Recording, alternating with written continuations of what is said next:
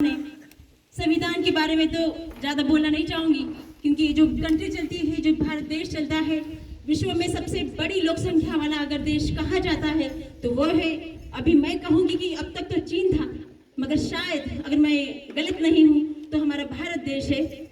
तो इस भारत देश में 1947 में हमारे यहाँ पर बहुत सारी सल्तनतें आ गई, रियासतें आ गई, बहुत सारे राजा महाराजाओं का दौर आ गया, मगर उसमें बहुत सारे इतने होने के बावजूद भी वहाँ की सल्तनतें अपने हुक्म के अनुसार, अपने कायदे कानून के अनुसार अपना देश चलाते थे। मगर इसमें जो आम आदमी के लिए जो हक और अधिकार की बातें हुआ करती थी, ये अधिकार और ये हक वहाँ पर नहीं मिला करता था। जो सामान्य जनता थी एक गुलाम की तरह जिंदगी जिया करती थी। तो इसी की वजह से हमने, हमारा वजूद क्या है, हमारा अस्तित्व क्या है, जब हमारी इसकी मांग की, तो जब भी हमारा भारत देश स्वतंत्र हुआ तो इसके लिए बहुत सारे लोगों ने आसानी से हमें स्वतंत्रता नहीं मिली, बल्कि बहुत सारे लोग ऐसे थे जिन्होंने अपने प्राणों की आहुति दे दी।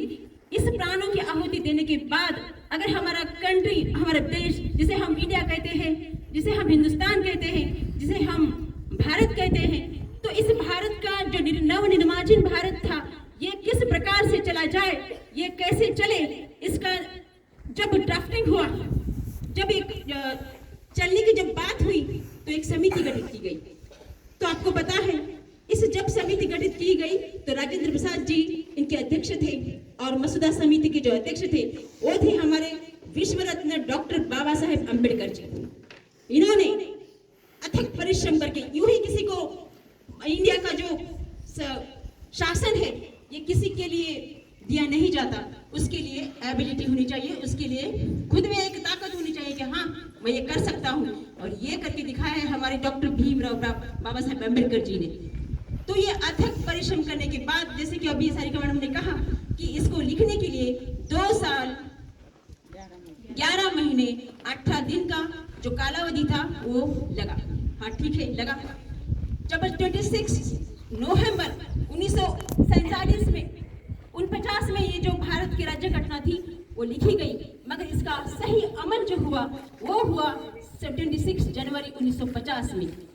यानी कि हमें जितने भी कायदे कानून थे, जितने भी हमारे खुद के अधिकार थे, वो अधिकार मिले इस संविधान के बदौलत। और मैं ये कहना चाहूंगी कि हमारे भारत देश में, हमारे कंट्री में ऐसे बहुत सारे ग्रंथ हैं, ऐसे पवित्र ग्रंथ हैं जिसका हम अनुकरण भी करते हैं और हम पूजा भी करते हैं, मगर वो हमारे लिए पूजनीय है, मगर उसके अनुसार हमारा जो इंडिया है, हमारा जो शासन है वो नहीं चलता, बल्कि हमारा जो शासन है वो चलता है इंडियन कॉन्स्टिट्यूशन से, जिस हमारा जो कॉन्स्टिट्यूशन है इतना बड़ा, सबसे बड़ा, और कुछ अंश तक कठिन टाठर जिसे कहते हैं और कुछ अंश तक फ्लेक्सिबल जिसे लवचिक कहते हैं, ऐसा हमारा इंडियन कॉन्स्टिट्यूशन है।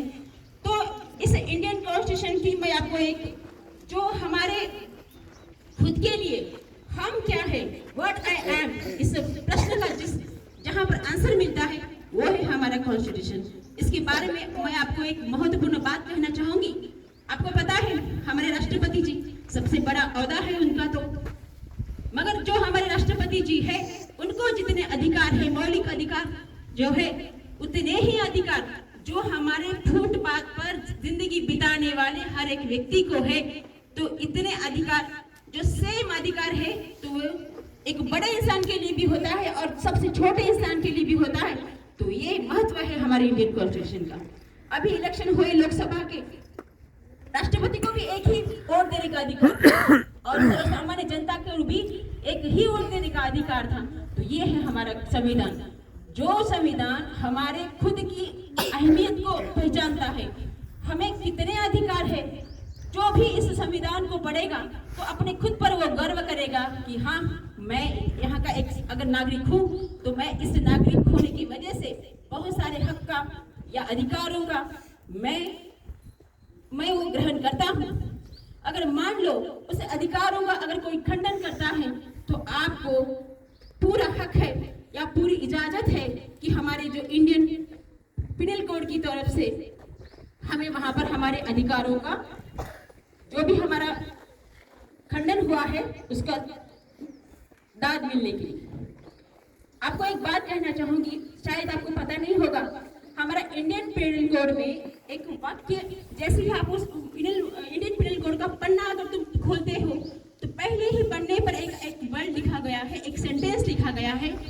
उस सेंटेंस क्या है मैं आपको बोलती हूँ। 99 accused may be released, but one innocent should not be suffered। इसका मतलब क्या है जानते हो?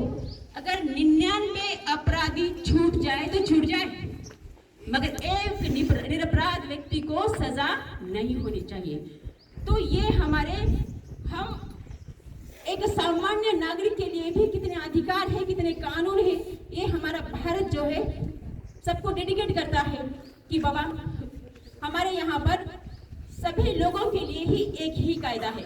और हमारे संविधान में भी सेक्शन 14 में ऐसा कहा गया है कि equality before law. Equality before law का मतलब क्या है पता है आपको? सभी लोग जो है कानून व्यवस्था के सामने सभी लोग सेम है।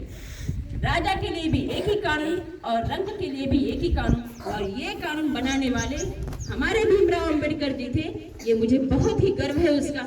आज इस मौके पर आपके सामने मैं 2 शब्द में प्रस्तुत मैंने किया, जिस वजह से अभी तो मैं 2 शब्द बोल भी नहीं सकती, क्योंकि जब भी बाबा साहब का नाम आता है ये मेरी प्रेरणा स्रोत है। जब भी मैं बहुत नाराज होती हूँ तो मैं बाबा साहब को सुनती हूँ। अरे बाबा, जिस व्यक्ति को पाठशाला के बाहर पढ़कर वो व्यक्ति ने अपने दिन गुजारे हैं और सब एक भारत देश के लिए इतना बड़ा संविधान दिया है, अगर वो वैसा कर सकते हैं तो हालांकि मैं क्यों नहीं कर सकती? ये हर बार ये मेरी प्रेरणा बने हैं। तो आपके सामने मैंने 2 शब्द प्रस्तुत किए, इसके लिए धन्यवाद। Thank you.